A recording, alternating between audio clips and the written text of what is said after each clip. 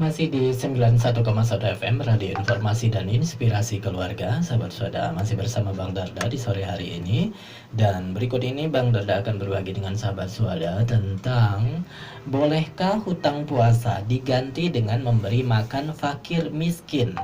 Nah, sebentar lagi kan bulan Ramadan ya sahabat Suada. Tentunya masih banyak yang belum menunaikan puasa ya, misalnya begitu, terutama untuk wanita, juga laki-laki pasti ada ya. Tapi bukan diganti dengan puasa lagi ya. Bolehkah misalnya dengan memberi makan fakir miskin. Jadi ini Bang Dada ambil dari rumahfikih.com, Aswan Ustadz Ahmad Sarbat LCMA. Ada pertanyaan, Ustadz, ada yang bilang bahwa demi membantu orang miskin saat ada wabah, maka kita beri makan mereka sebagai pengganti hutang-hutang puasa kita. Apakah itu dibenarkan? Mohon penjelasannya dan terima kasih ya. Itu pertanyaan dari sahabat kita. Baik, bagaimana jawaban dari Ustadz Sarwat seperti ini? Ketika seseorang meninggalkan kewajiban ibadah puasa, maka ada konsekuensi yang harus ia kerjakan. Konsekuensi itu merupakan resiko yang harus ditanggung karena meninggalkan kewajiban puasa yang telah ditetapkan.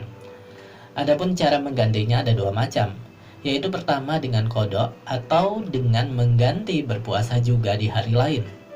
Yang kedua adalah dengan cara membayar fidyah, yaitu memberi makan fakir miskin.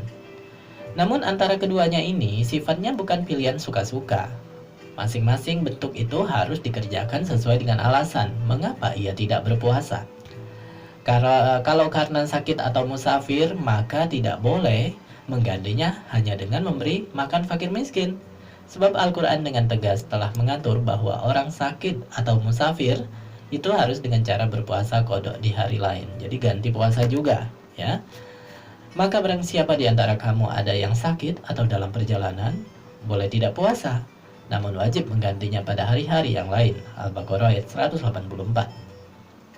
Sedangkan mengganti dengan cara membayar fidyah itu hanya apabila seseorang divonis tidak mampu berpuasa, sebagaimana sambungan ayat tadi sahabat Suada.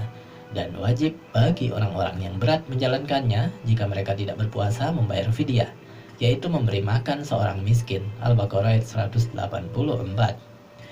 Terjemahan ayat itu menggunakan diksi berat menjalankannya, dan bisa juga diartikan tidak mampu atau tidak kuat untuk berpuasa. Sebenarnya orang sakit dan orang musafir pun juga berat menjalankannya, bukan? Lalu apa bedanya? Bedanya bahwa yang dimaksud dengan berat menjalankannya itu sifatnya terus-menerus, abadi dan untuk selamanya. Sedangkan orang sakit itu sifatnya hanya sementara. Begitu sudah selesai dari sakit, maka sudah tidak berat lagi, bukan?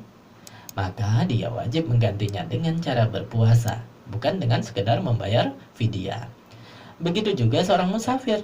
Pada saat dia lagi safar ya, perjalanan, memang terasa berat berpuasa. Tapi kalau sudah sampai di rumah, maka sudah tidak berat lagi. Maka dia pun juga wajib mengganti puasa dengan berpuasa di hari yang lain, bukan dengan membayar fidyah. Terus yang boleh bayar fidyah itu yang seperti apa? Membayar fidyah itu khusus hanya bagi mereka yang merasa berat untuk seterusnya seumur hidupnya, bukan hanya untuk sementara waktu. Lalu siapakah mereka? Siapakah yang dimaksud dengan orang yang berat atau tidak mampu berpuasa terus-menerus?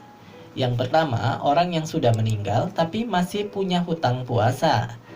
Bila seseorang meninggal dunia dengan membawa hutang puasa, maka tidak mungkin baginya untuk berpuasa. Kenapa demikian? Karena boleh jadi sebelum wafat dia mengalami sakit yang tidak sembuh-sembuh juga sampai akhir hayatnya. Namun bila sakitnya cuma sementara saja, misalnya selama Ramadan dia sakit, okelah dia tidak boleh berpuasa. Tapi kalau nanti sembuh, ya, barulah dia ganti puasanya. Jadi selama masih ada harapan sembuh, maka belum boleh bayar fidyah dulu. Bayar fidyahnya nanti, kalau sampai akhir hayatnya ternyata tidak sembuh-sembuh juga. Secara logika dia berhutang puasa. Namun untuk mengganti dengan cara berpuasa di hari lain pun tidak bisa, sebab dia masih sakit terus sampai akhirnya dia menutup mata. Barulah pada saat itu ditetapkan bahwa semua hutang puasanya itu kudu dibayarkan dengan cara mengeluarkan fidyah kepada fakir miskin. Nah, itu ya sahabat saudara, ilmu baru nih sahabat saudara ya. Jadi jangan terburu-buru membayar fidyah ketika tidak bisa menjalankan ibadah puasa karena sakit misalnya ya. Karena ada harapan untuk sembuh dan harus mengganti puasa di hari lain, bukan bayar fidyah. Namun ketika ternyata kasusnya sakit itu terus menerus ya, ada potensi untuk sembuh, ternyata masih sakit sampai dia meninggal dunia, maka puasa yang ditinggalkan tadi harus diganti dengan membayar fidyah. Dasarnya adalah firman Allah Subhanahu wa taala, Dia sekali-kali tidak menjadikan untuk kamu dalam agama suatu kesempitan ya. Al-Hajj ayat 78. Sedangkan orang sakit yang masih ada harapan sembuh, maka dia harus membayar hutang puasanya itu dengan puasa qadha, puasa ganti di hari yang lain. Itu yang pertama, yang membayar fidyah. Yang kedua, orang tua yang sudah rentah. Contoh lain yang dibolehkan mengganti hutang puasa dengan membayar fidyah adalah orang tua renta atau orang yang sudah sangat lemah dan fisiknya sudah tidak kuat lagi untuk mengerjakan ibadah puasa. Untuk puasa Ramadan saja dia sudah tidak kuat. Tentu untuk menggantinya juga pasti tidak kuat juga, ya. Disitulah dia mengganti puasa dengan membayar fidyah. Dasarnya firman Allah Subhanahu wa taala, Allah tidak membebani seseorang kecuali dengan keluasannya atau kesanggupannya. Al-Baqarah ayat 286. Di hadis riwayat Ad-Duruqutni dan Al-Hakim disebutkan dari Ibnu Abbas radhiyallahu anhu berkata, telah diberikan keringanan buat orang tua renta untuk berbuka puasa.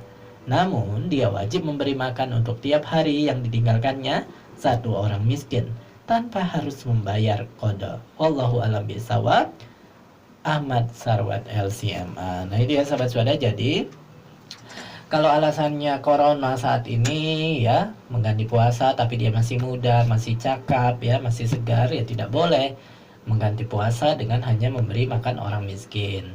Jadi memberi makan kepada orang miskin sebagian di puasa, lihat dulu alasannya apa. Tadi boleh kalau dia sakit terus menerus ya, tidak ada harapan, tidak sembuh-sembuh sampai akhir hayatnya. Yang kedua, orang yang sudah tua renta, yang memang tidak sanggup lagi untuk berpuasa.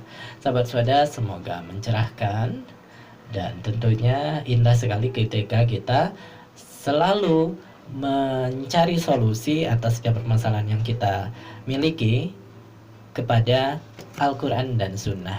Dan tentunya yang memahami Al-Quran dan Sunnah adalah ulama-ulama yang memang kompeten di bidangnya. Kita cari mereka yang memang betul-betul capable di bidang itu.